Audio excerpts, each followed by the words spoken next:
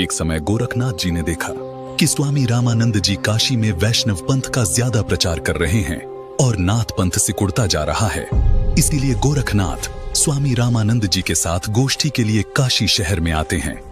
स्वामी रामानंद जी, जो काशी शहर के प्रसिद्ध संत थे और वेदों के मर्मज्ञ ज्ञाता माने जाते थे, उन्होंने अपने 1400 ऋषि शिष्य बना रखे थे और ज्ञान प्रचार के लिए भी उन्हें जगह जगह भेजते थे। उस समय कबीर परमेश्वर जी ने स्वामी रामानंद जी को अपना गुरु धारण कर रखा था। वैसे तो कबीर परमात्मा जी को किसी को भी गुरु बनाने की आवश्यकता नहीं थी, परंतु कबीर परमात्मा इस बात से परिचित थे कि आगे आने वाले समय में लोग ये सवाल उठाएंगे कि कबीर ने भी तो गुरु नहीं बनाया था, इसलिए गुरु बनाने की कोई आवश्यकता नहीं है। इस बात को ध्यान में रखते हुए कबीर प्रभु ने स्वामी रामानंद जी को अपना गुरु बनाने की लीला की। एक दिन स्वामी रामानंद जी के आश्रम में गोरखनाथ जी का एक सेवक उनसे मिलने के लिए गया। उस समय स्वामी रामानंद जी आश्रम में अपने शिष्यों को ज्ञान उपदेश दे रहे थे। अलख निरंजन स्वामी जी। राम राम नाथ जी। स्वामी जी, हमारे नाथ जी बहुत पहुंचे हुए सिद्ध पुरुष हैं। वो आपके साथ ज्ञान गोष्ठी करना चाहते हैं, इसलिए मैं आपको अपने गुरु जी के आदेश अनुसार आमंत्रित करने आया हूँ।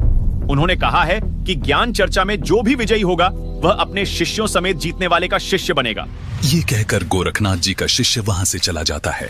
गोष्ठी की बात सुनकर स्वामी रामानंद जी बहुत चिंतित हो जाते हैं, क्योंकि वे इस बात से परिचित थे कि ये नाथ परंपरा वाले साधु सिद्धि युक्त होते हैं और इन सिद्धियों को देखकर जनता उनको विजयी घोषित कर देगी, जिससे ज्ञान चर्चा का मूल उद्देश्य पूरा नहीं होगा और उस नाथ जी का मुझे शिष्य बनना पड़ेगा।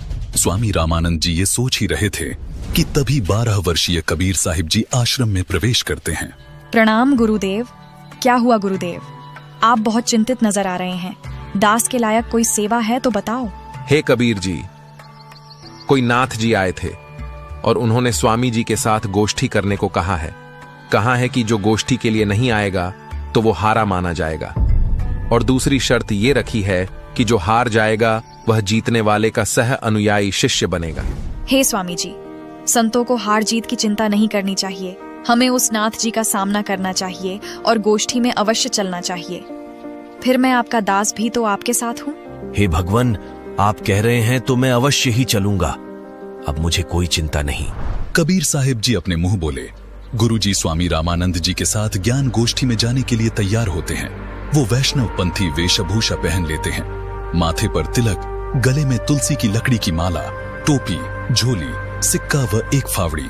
स्वामी जी व कबीर जी कुछ अन्य शिष्यों के साथ निश्चित समय और स्थान पर गोरखनाथ जी से गोष्ठी करने पहुंच जाते हैं।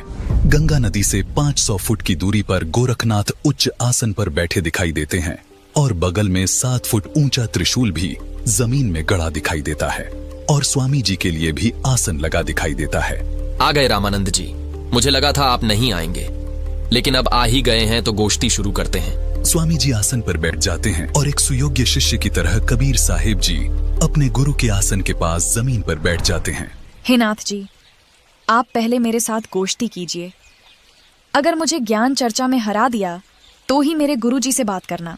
अरे तू है कौन? तू छोटा सा बालक, तेरी आयु क्या है और तू गोष्ठी करेगा मेरे साथ? पता है मैं कौन हूँ? नाथ जी, मैं तो कबीर हूँ और मुझे मालूम है कि आप कौन हो। आप गोरखनाथ जी हो। कबीर साहिब जी की बात सुनकर गोरखनाथ सोचते हैं कि इस छोटे से बालक ने मुझे पहचान लिया। तू छोटा सा बालक, तू कब से बैरागी बन गया? नाथ जी, जब से भय वैरागी, मेरी आदि अंत सुधि लागी। धूंधूकार आदि का मेला, नहीं गुरु नहीं था चेला। जब का तो हम योग उपासा, तब का फिरूं अकेला। धरती नहीं जद की टोपी दीना, ब्रह्मा नहीं जद का टीका। शिव शंकर से योगी न थे, जद का झोली शिका। द्वापर को हम करी फावड़ी, त्रेता को हम दंडा। सतयुग मेरी फिरी दुहाई, कलयुग फिरौनो खंडा। गुरु के वचन साधु की संगत, अजर अमर घर पाया। कहें कबीर सुनो हो गोरख, मैं सबको तत्व लखाया। हे गोरखनाथ जी, जब कोई सृष्टि नहीं थी तब मैं अनामी लोक में था। जब मैं अकेला रहता था तब पृथ्वी भी नहीं थी। तब से मेरी टोपी जानो। जब ब्रह्मा, आप और आपके गुरु मचंद्रनाथ आदि सब प्राणियों के शरीर बनाने वाला पैदा भी नहीं हुआ था, तब से मैंने टीका लगा रखा है। अर्थात मैं तब से सत्पुरुष रूप में ही हूँ। सतयुग, त्रेतायुग, द्वापर तथा कलयुग, ये चारों युग तो मेरे सामने असंख्यों बार खत्म हो चुके।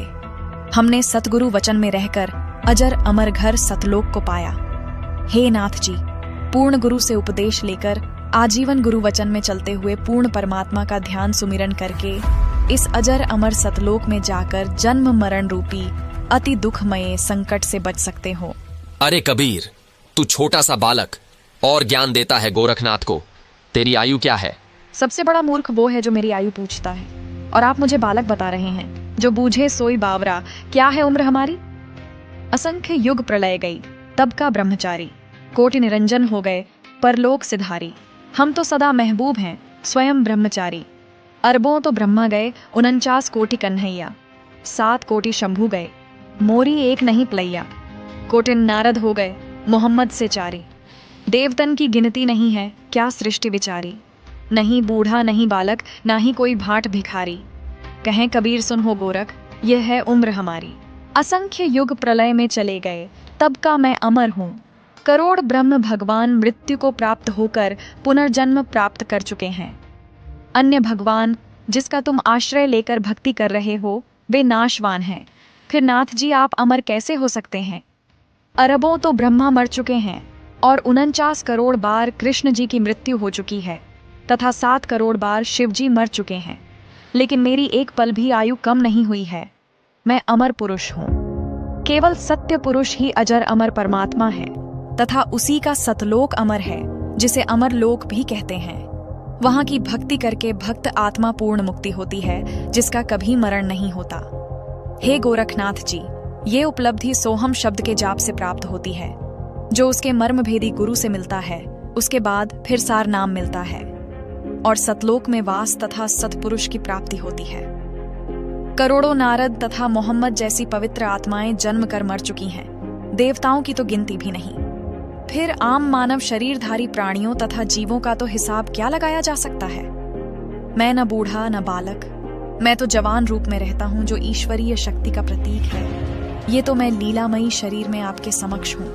ये सुनकर गोरखनाथ जी और क्रोधित हो जाते हैं और अपने त्रिशूल के ऊपर के भाग पर सिद्धि से उड़कर बैठ जाते हैं। कबीर, यदि तू इतना महान है तो मेरे बराबर में आकर बातें कर। हे नाथ जी, हम ज्ञान गोष्ठी के लिए आए हैं, न कि ये नाटक करने के लिए। आप नीचे आकर ज्ञान चर्चा करो, ताकि जनता को सच्चाई का पता लग सके। तेरे पास कोई सिद्ध शक्ति नहीं है। तू और तेरा गुरु दुनिया को गुमराह कर रहे हो। आज तुम्हारी पोल खुलेगी। अगर शक्ति है तो आओ बराबर में, यहीं चर्चा करेंगे, नहीं तो हार स्वीकार कर लो। ठीक है गोरखनाथ जी। कबीर जी अपनी कुर्ते की जेब से 150 फीट लंबी धागे की रील निकालते हैं और उसके एक छोर को पकड़कर सीधा ऊपर की तरफ फेंक देते हैं। धागा सीधा खड़ा हो जाता है और कबीर साहिब जी उस धागे के अंतिम छोर पर जा बैठते हैं। नाथ जी, अब आप आओ मेरे बराबर में, यहाँ बैठकर चर्चा करेंगे। गोरखनाथ ज्यों ही ऊपर की तरफ उठते हैं, वैसे ही धड़ाम से नीचे गिर जाते हैं।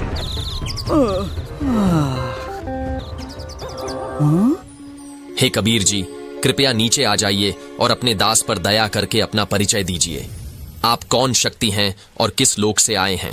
हे गोरखनाथ जी, मैं तो अवगत स्थान सतलोक से आया हूँ। मैं तो स्वयं शक्ति से बालक रूप बनाकर काशी में एक लहर तारा तालाब में कमल के फूल पर प्रकट हुआ, जहाँ से नीरू नीमा नामक जुलाहा दंपति मुझे अपने घर ले आए। मेरे कोई माता पिता नहीं है, न ही मेरी कोई पत्नी है, और जो उस परमात्मा का वास्तविक नाम है वही कबीर नाम मेरा है। आपका ज्योति स्वरूप, जिसे आप अलख निरंजन कहते हो, वो ब्रह्म भी मेरा ही जाप करता है। मैं सतनाम का जाप करने वाले साधक को प्राप्त होता हूँ। मेरा शरीर हाड़ चाम का बना हुआ नहीं है। मेरा मूल स्थान सतलोक है, जहाँ सतनाम के जाप के आधार से जाया जाता है। नाथ जी, आप ज्योति निरंजन के जाल में ही फंसे हुए हो। न जाने आपके कितने जन्म हो चुके हैं और कितनी बार आप 84 लाख योनियों में कष्ट उठा चुके हो। यदि आप मेरी शरण में नहीं आते तो आपकी 4 युगों की भक्ति को काल कलयुग में नष्ट कर देता है। हे कबीर जी, मुझे आपकी बात पर विश्वास हो गया है, लेकिन मैं आपकी एक परीक्षा लेना चाहता हूँ।